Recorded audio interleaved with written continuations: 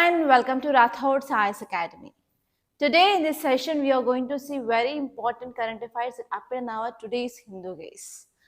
And first of all, let us see the important topics of the day. Before getting started with these topics, I want to tell something. Actually, tomorrow I'm not going to take this Hindu analysis, guys. Tomorrow's Hindu analysis I will be going to cover in the day after tomorrow's class. Okay, don't bother about that current affairs. I will not miss any current affairs. So first, let us see the topics of the day. First topic is Karnataka plans to introduce AI in district judiciary. So this article is talking about integration of artificial intelligence in our judiciary. It is important from your GS paper 3 science and technology, and even this article is important from GS paper 2 polity point of view as well. Our next topic is Center's AI guidelines call for trust, safety, responsible innovation, no new law yet. So this article is talking about India AI guidelines. So you have to see about those things and why government has to come up with this kind of guidelines. You have to know. So this article is important from GS paper 3 under science and technology, guys. And even we can see this topic from GS paper 2 under governance also. Next topic is stubble burning area in Punjab 20% lower than last year's in 3 major districts, says data. So here you have to know about some details regarding stubble burning, guys. And especially in this winter season till your end of February, you will be getting this kind of articles regarding stubble burning. So this article is important from GS paper 3 under environment and ecology.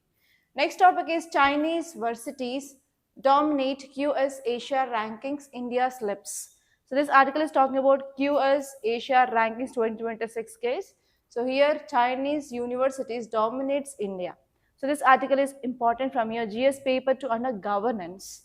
Our next topic is death on the move. So this article is talking about especially Chevela's bus accident.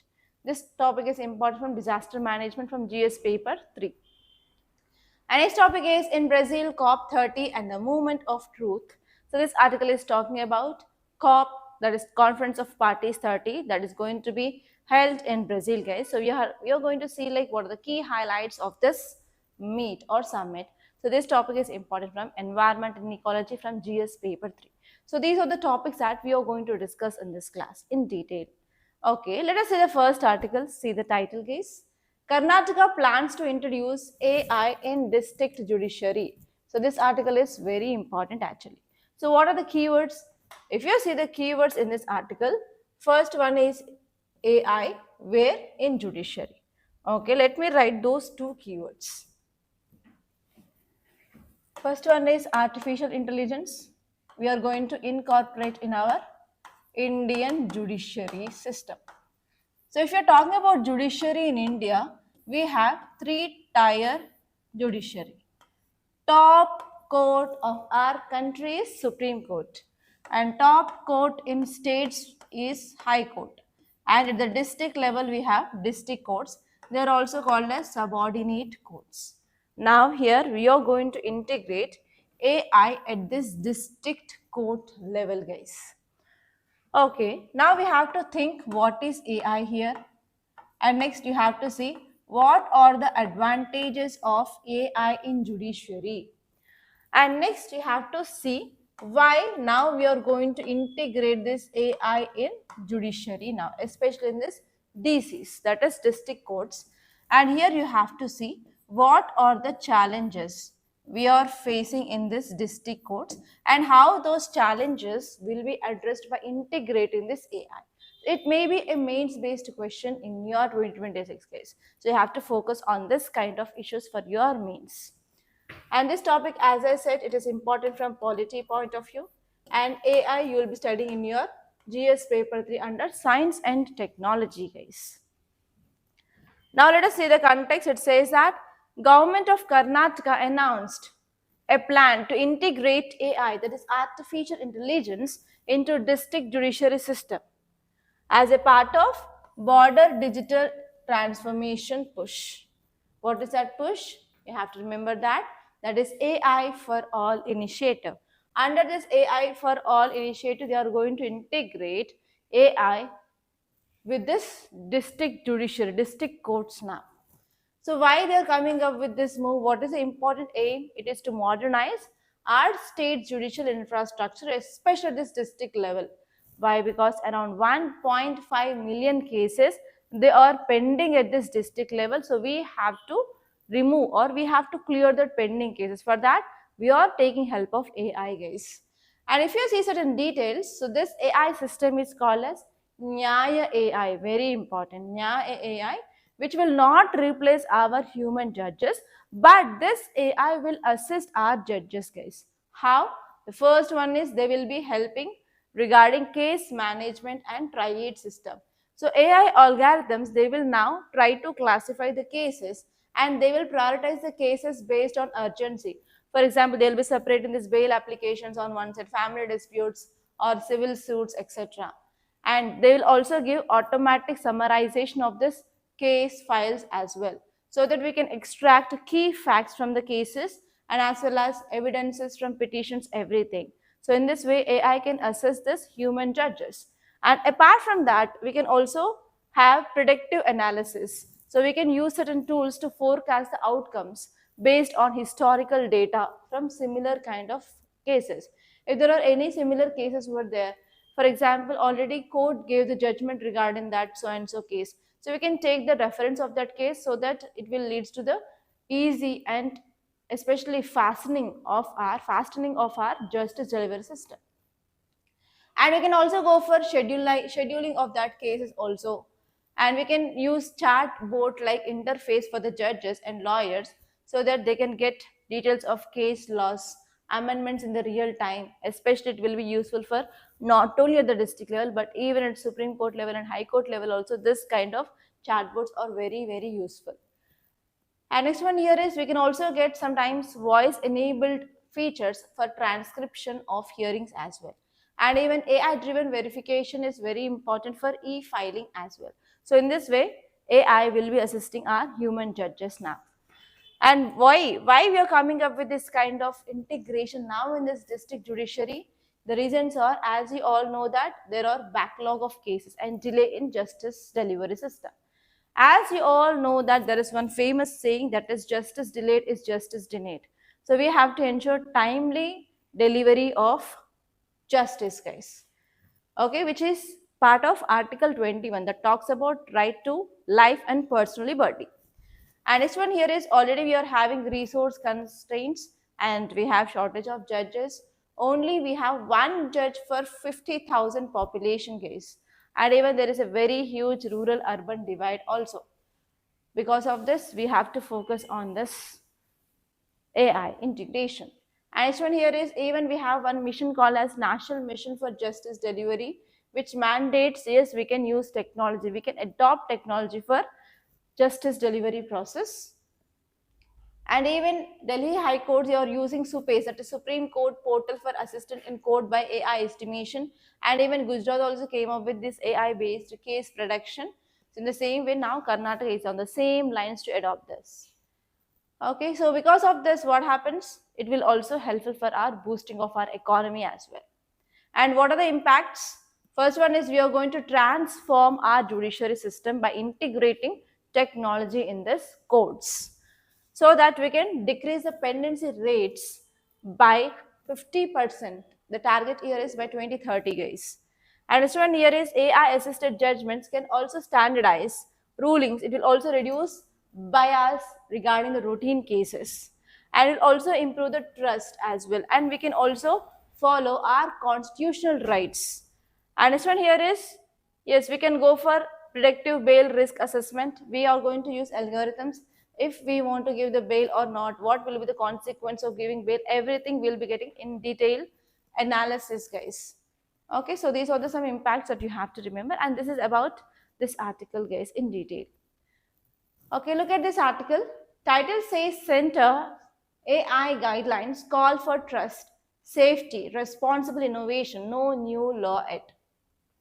This article is especially talking about India AI governance guidelines, by guys. So this article is very important from your science and technology. Let us see this article clearly. If you see the context, it says that Ministry of Electronics and Information Technology, that is in short MITI, unveiled India AI governance guidelines under India AI mission. So our government of India came up with this India AI mission.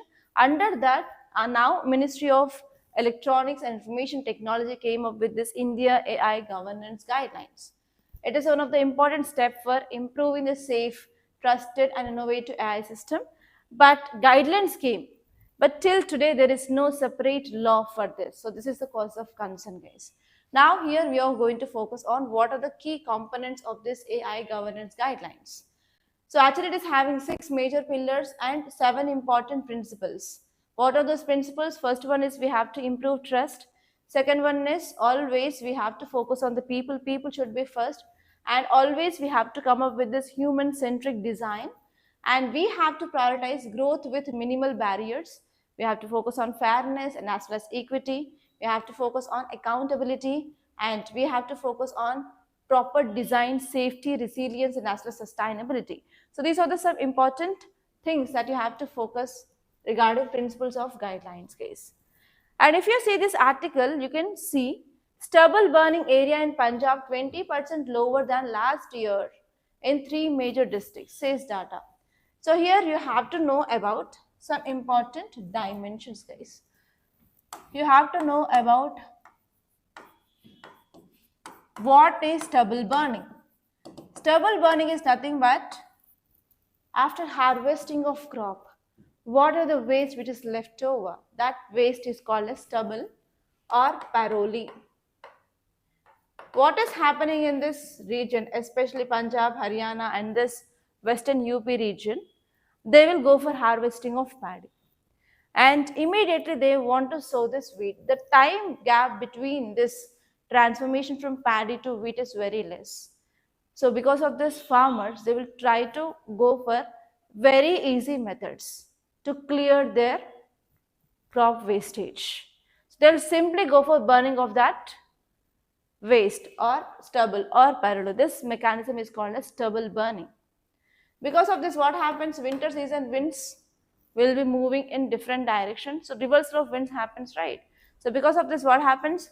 The winds will carry this particulate matter 2.5, particulate matter 10 and harmful greenhouse gases towards Delhi. And that will intensify this Delhi air pollution. Okay, so this is about the stubble burning. And here you have to see what are the reasons for the stubble burning in this Punjab, Haryana region. I already addressed that.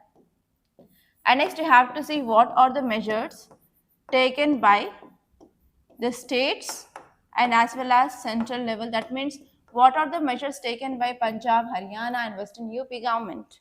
Not only that, even government of India will be also taking certain steps to control this stubble burning. You have to see what are the measures. And now you have to think about what are the alternatives or what is a way forward to control this kind of thing in the future, because it is having lots of impact on our environment, guys. So think in this way. But this present article is saying that when you are comparing with this last year, now in especially 3 major districts like Amritsar, Taran Taran, Ferozpur, so there is 20% less stubble burning happened. So you have to see what is that. Entire this article is giving about data. So there is no need of remembering that numbers, guys, for sure. So just see whatever the dimensions I said after this class. And now let us see the next article. Title says Chinese universities dominate QS Asia ranking. India slips. So this article is talking about QS Asia rankings 2026. They are going to be released in this week. So regarding this rankings, yes, it is comparing India and China, guys. It is very important. And you may get direct question regarding this US Asia rankings in your prelims. Okay, now let us see this article. So this article is saying that China has overtaken India as the most represented location in QS World University Rankings Asia 2026, according to the rankings which released this week. So this week they are going to release the ranks, and in this ranking they are saying that China overtaken India. Why? Because recently India added 132 universities and institute list to this year, and totally now from India there are 294 institutes and colleges under this ranking. But what China did was like it added 259.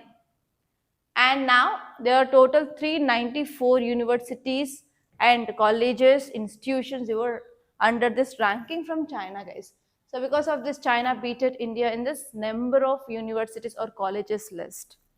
Okay, now let us see some facts regarding this QS World University Ranking. It is published every year. Who will publish?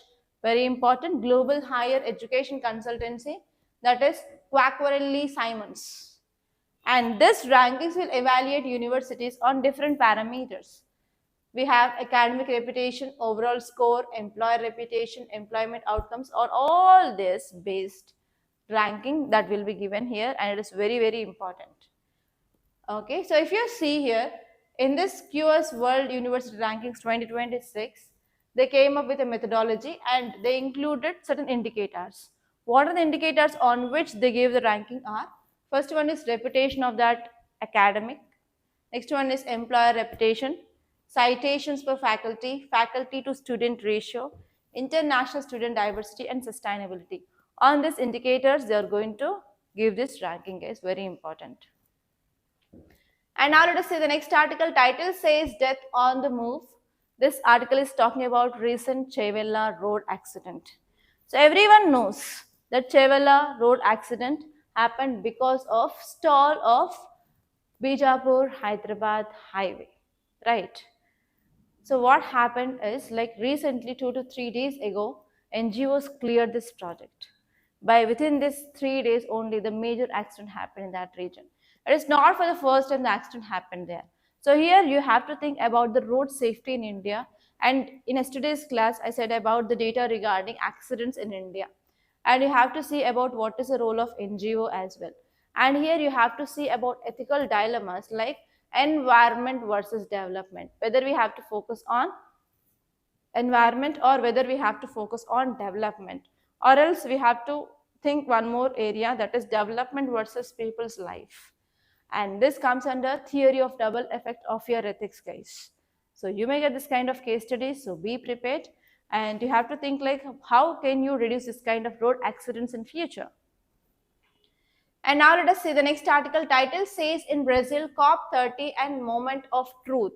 So this article is talking about COP30. It is going to be held in Brazil, guys. It is very important from your environment and ecology. Now let us see here, 30th Conference of Parties session will be held in November in Belém, Brazil. And this time we are focusing on global climate change mitigation, guys. And here UNFCCC also saying that climate change requires collective global action. No single country can take major steps to control this. Every country has to participate actively and they have to address this risk. And if you see the details, it says that what are the important points of this article are, first one, they are focusing on the moment of truth. So actually they are saying that this COP30 as a fork in the road. After this COP29 finance statement which happened in this Baku in 2024, now this COP30 is going to deliver on new collective quantified goal. And they're asking that we need to have or we need to get $1 trillion annual climate finance, especially from this global south to global north to global south. As you all know that global north, which is nothing but the grouping of developed nations. Already know that developed nations, they released as much as pollution and they created havoc as much as possible. And now this global south, they are keeping restrictions on this developing and as well as least developed countries to not to go for industrial revolution, and they are limiting their development. So because of this, we came up with this concept called as climate finance. It's nothing but the developed countries has to give funds to these developing countries for infrastructure or whatnot. Okay, so they are asking that we have to include around $1 trillion climate finance to be given by global north to global south. And they are going for even high level pacts separately for implementation, and they want to fasten the actions regarding this renewable energy. And especially they are focusing on some core pillars. They are saying that finance is deficit. We have to increase the finance. Chronic shortfalls are happening and we want to demand for more. And this one is they want to focus on adaptation and loss. They want to focus on equity and ambition. They want to focus on geopolitical shadows. Actually, US is not participating under this Trump 2.0 era, and European Union also not taking any decision regarding this nationally determined contributions. So these are the some core things that they are going to think about. And what is the role of India? So especially envoy-led delegation positioned to champion solar alliance. We want to showcase about this IS, International Solar Alliance, in this COP30, and even we are going to focus about the bioeconomy models that we are using in this global south, guys. So these are the some important articles that appeared in our today's Hindu newspaper. By this I'm concluding. Tomorrow there will be no Hindu analysis. I will be covering tomorrow's and day after tomorrow's articles on Saturday, guys. And this notes will be provided in the Telegram channel. Please do join our Telegram channel given in the description box, the link which we already provided. And in our Instagram page, we are providing prelims question with answer, mains question with model answer, and also current affairs in shorts. And we have two YouTube channels, one is Telugu and one is English. So you can follow on our both channels, guys. Thank you so much for watching.